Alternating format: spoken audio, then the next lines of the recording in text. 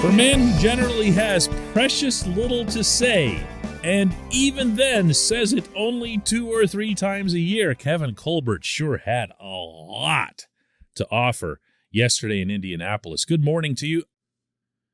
Good Wednesday morning. I'm Dejan Kovacevic of DK Pittsburgh Sports. This is Daily Shot of Steelers. It comes your way bright and early every weekday if you're into hockey and or baseball.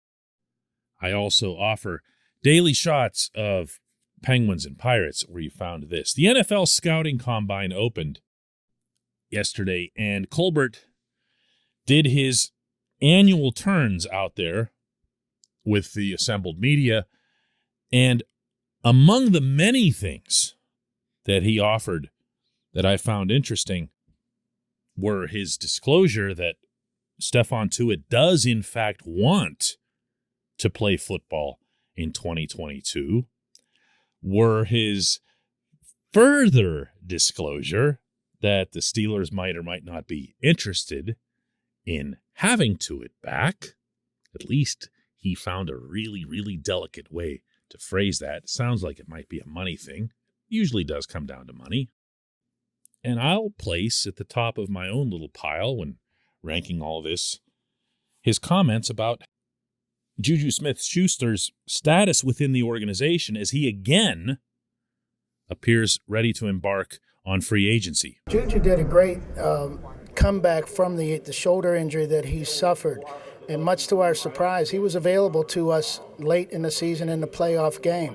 And we commend him for doing that, for putting his free agency thoughts aside and just trying to help us win a playoff game. And we take that into account, and we really give him credit for having done that. So JuJu's been a great player for us. He's still a young player as well, so we'll definitely take that look. It's funny, everyone says almost reflexively that the Steelers are this super secretive organization. It's tough to read what they want to do, and that you can double all of that when it comes to Colbert. And I've never really seen it that way. I've always felt like, to an extent, Colbert in particular will telegraph his intentions. Now, he'll do it in a way that any result is possible. He's not going to state it in some definitive manner, but then what sports executive does that? If you ask me, hearing all of that, he wants JuJu back. And you know what? I'm okay with that. This portion of Daily Shot of Steelers is brought to you by Point Park University. Choose from nearly 100 career-focused programs leading to bachelor's, master's, and doctoral degrees. Choose when and how you'd prefer to do that studying, whether it's at Point Park's gorgeous downtown Pittsburgh campus, whether it's online, maybe a flexible hybrid format would work best for you. Find out more about all of this at pointpark.edu. Yeah, of course, JuJu got hurt, missed most of the season, came back in admirable fashion to participate in the playoff game in Kansas City. And all of this came a year after a nagging, if barely spoken of, knee issue really slowed him down through 2020. Both of those obviously disappointments to the team, and very much so, I'm sure more so, to the athlete. To add to that, more from a bigger scope perspective, it feels like, and this is just me talking here, it feels to me like we still haven't seen the return of the rookie JuJu, the explosive JuJu, the one who made big plays off the line of scrimmage. And yeah, I know. Antonio Brown was part of that offense, and AB pulled all kinds of attention away, and that's why JuJu had the extra lanes. I was there too. But when I watched JuJu, just number 19, I saw him do things with his physical abilities that I have not seen since that season. Pulling away from people, creating his own separation with cuts that I haven't seen him make since then. That, to me, is a concern. The injury history to anyone will be a concern, at least as much as you'd consider that fair.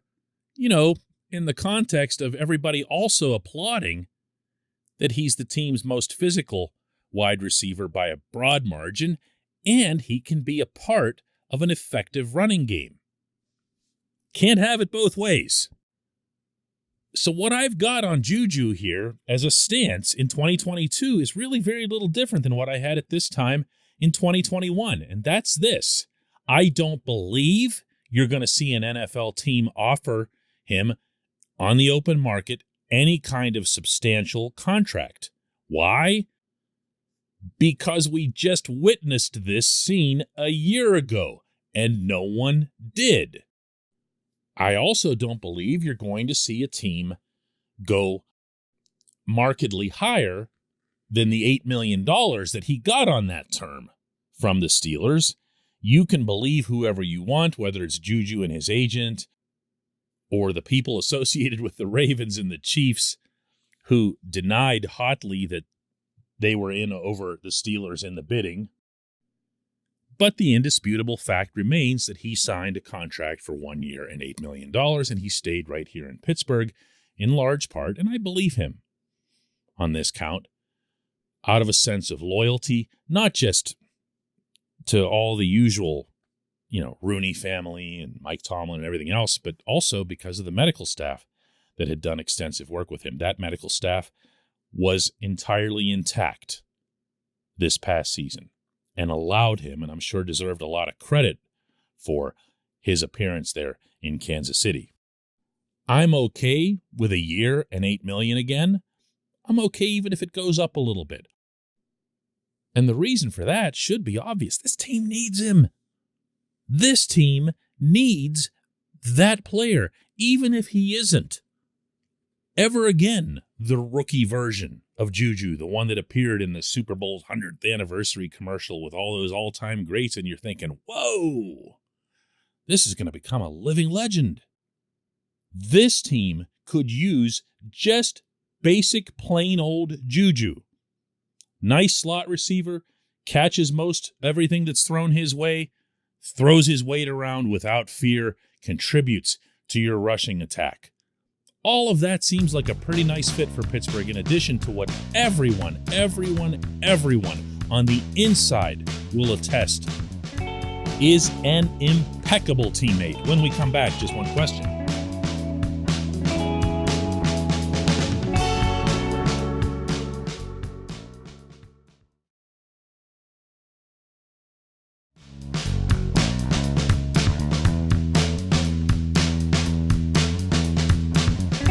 Back. Today's J1Q comes from Cole Evans, and it doesn't really look like a Q, but I love it anyway. Cole says, DK, you're scaring me with this acceptance period of Mason Rudolph.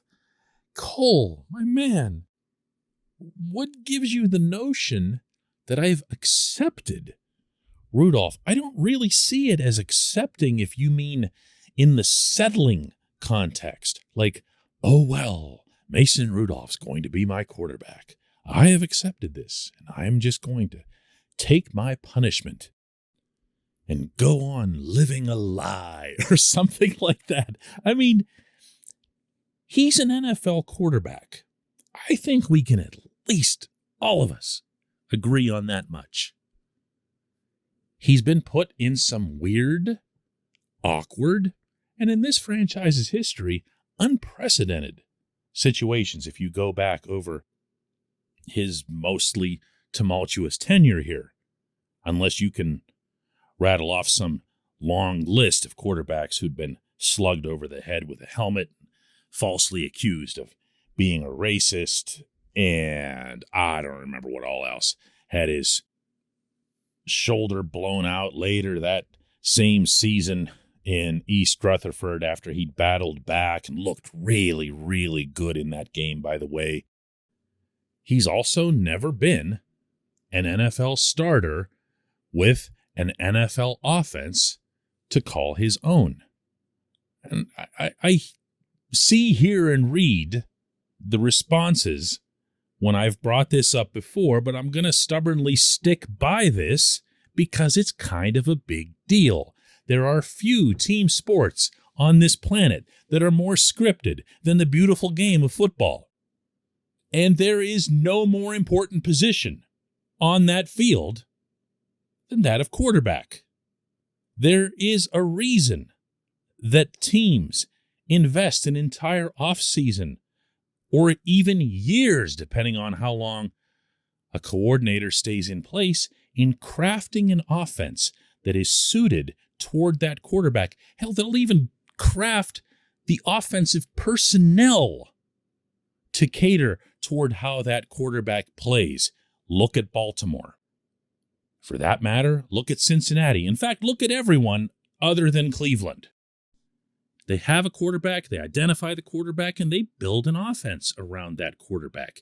Even in 2019, when Mason took the field, that day in Santa Clara against a 49ers team that would end up going to the Super Bowl, and I was out there and watched this for myself, he almost beat that team, like just rolling out of bed. And the way I see the Steelers approaching this is they've put 4 years into this guy, they've seen signs, and they want to at least give him one chance, one real chance, before theoretically casting him off or conducting the search for the next franchise quarterback. Because what if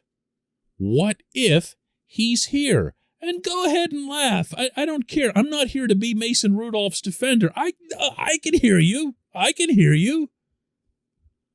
He's not my client, and I'm not his lawyer.